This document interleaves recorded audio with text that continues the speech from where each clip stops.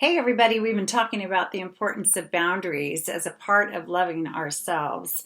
And I decided to get very specific and do a quick video about those of you that are going through the empty nest syndrome and what boundaries might mean for you now that your kids are grown and gone.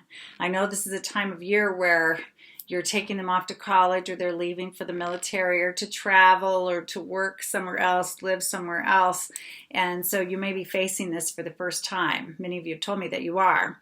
And so one of the most confusing things is how parenting changes when we now have young adult children who no longer live with us versus when they're growing up. And so what would some boundaries be that might be new to us in this new circumstance? So let's talk a little bit about boundaries in the empty nest. So one is figuring out the communication that you're going to have. Maybe your children live far from you now, maybe they're just down the street, but either way, you want to set some boundaries with each other or be clear on how you want the communication to go. I know that colleges often suggest that you not contact your kid for the first 2 or 3 weeks to let them kind of have a period of time where they're adjusting to their new lives without a lot of parental input. And I know I know myself and other parents included who heard that at parent orientation at college thought, you're kidding. You don't want me to talk to my kid for 2 weeks? Are you crazy?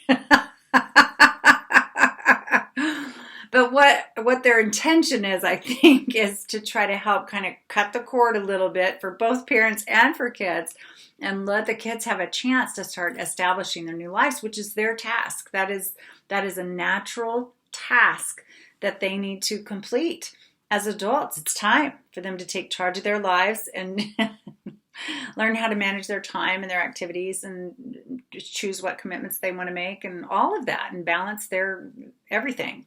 And so without us, trying to control things or bestow our wisdom upon them as we do, right? So anyway, you might talk to the kids ahead of time or about, when you might need to talk to them, what they want you to do. One of my kids preferred that I text first and say, hey, can we have a catch-up call sometime soon? And maybe indicate a couple times or days that were good for me and then let him have a chance to respond and let me know if that works for him. So not to call straight out, but instead send a text and kind of invite that scheduling for that conversation. My other child, she's very communicative and I hear from her constantly. However, that's not true. Not constantly, but often and then we schedule like big catch up times for FaceTime or Skyping or phone or whatever. And so there's lots of ways to do it. But what they don't need is you calling them 10 times a day or texting them all day long, all night long, all day long, all night long, or you don't need them to do that. That's probably a bit much. Although maybe for your family that's what works. The point is I shouldn't judge that way. Just talk to them about how you need your communication to go or what your expectations might be and see what their needs are as best as they can understand at this new chapter in their lives and see how you can meet in the middle and find what works best for you. Another boundary with the empty nest may be financial support or ways that you might be supporting them. Things you're getting for them or money, whether you're paying for college or part of it or their rent or got them a car or whatever kinds of financial issues come up. Parents ask me all the time, well, if I'm paying for college, can I tell them, what they can do at college? Or that kind of thing. Well, that's something that you have to figure out for yourself. I mean, my tendency is to say, these are young adults now and they have to figure out their lives. And if you want to put conditions around the financial support that you're giving them, then it's very important to communicate that with them. And so they understand what the expectation is that's attached to the support that you're giving. And then they can decide for themselves, do I want my parents' financial support if it means I've got to do this? Or do I not want to rely on my parents' financial support and do I want to find another way? So give them the opportunity to understand what your boundaries and expectations are around the financial support you may be offering them and give them a chance to make a decision around it. Okay? So don't just assume that if you are paying the rent, that they're going to think you can have more say about their lives. That may not be their line of thinking. And so you want to see what their line of thinking is and what your needs are. And again, see if there's middle ground to bring it all together. And then what do you do with their rooms at home? A lot of parents feel like they need to keep the rooms as their rooms. Fine. If that's what you want to do, great. But maybe you've always wanted to have an extra space for sewing, like a sewing room or an office or a man cave or whatever. Well, you wouldn't. This is a group for women, so you probably don't want a man cave. Sorry.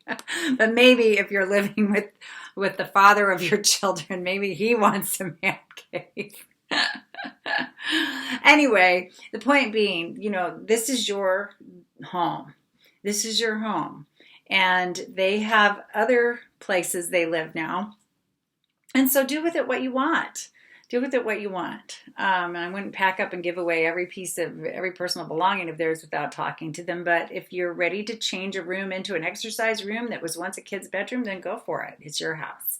But you might respectfully have a conversation, inform them what's happening, and see what things they want you to keep in storage for them, or what they don't care about anymore, or what's important, what's not, that kind of thing. But remember, it is your home. Social media, it's such a big part of our lives. There's so many options with that. And maybe your kids want you on Instagram or Snapchat or Facebook or wherever they are, and maybe they don't. So you might also have a conversation about that. If you have a real need to follow them on social media, you might tell them your reasons for wishing you could do that, and see how they feel about that before you just go doing that. Like one of my kids said to me once, please don't post every time I visit you or every time we're somewhere. I'm like, okay, sorry. I'm a proud mama, and so, or he's like, don't tag me every time. I'm like, okay, I won't. I just didn't know that was a thing, and I didn't think to ask. And so that really helped me to understand. His boundaries are different than mine around social media. And so I respect him and doing my best to honor what he's told me that he needs. But if we wouldn't have had the conversation, I wouldn't have known. Okay, and then when they come back, when they come back like for a month at Christmas or all summer or live with you again, these kids that we recycle, it's happening so much with this millennial generation. You wonder about rules, right? What does it mean now that they're coming back, they're 21 years old and now they're living in my house for the summer, and, can I give them a curfew like they used to have, or do they pay rent, or should they split all the household duties right down the middle, or do we run it like we did when they were 5 years old? What do we do? Those are all excellent questions. They're valid questions, and you are in charge. It's your house.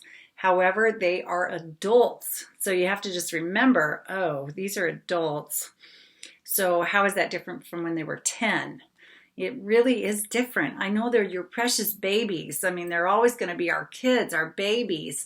But we do want to honor the fact that they are grown up, and we want to treat them like adults and expect them to act like adults if they're going to live in our homes. And so that can take all kinds of forms. It depends on your family. It depends on your dynamics. It depends on your own expectations. But it is okay to lay out before them, before they decide to come live with you for 3 months or 6 or a year. It's okay to have some standards and ideas about what you need, what you expect, and then lay those out for them before they decide whether they're going to live with you or not. Okay? Don't wait till they're there, they've unpacked everything, and then get mad if they're not, cleaning half the house or pulling their weight with the cooking, or don't have $300 to give you for rent, or are shocked that you want that, or whatever. I would really have an adult conversation before they ever get there about what you're going to expect now that they're young adults and coming back to live with you and that kind of thing. So not trying to tell you how to live. That's not my goal. I don't know what's best for you or for them. in your particular family. But what I am suggesting is that it's okay to think about these things, set your own standards, and or have a conversation with them about theirs and see where you can come together and have your relationship move through this transition in the most smooth, wonderful, graceful way. So if you have other thoughts about this, but let me know what's worked for you. Let me know what you're stuck on. And if you want to dive deep into this, you can certainly sign up for a breakthrough coaching session call with me. And so just send me a message and let me know, and I'll let you know how to do that, because I would be very happy to help you in greater detail with this or anything else going on for you out there. So thanks, and I hope it's helpful, and I'll talk to you again soon.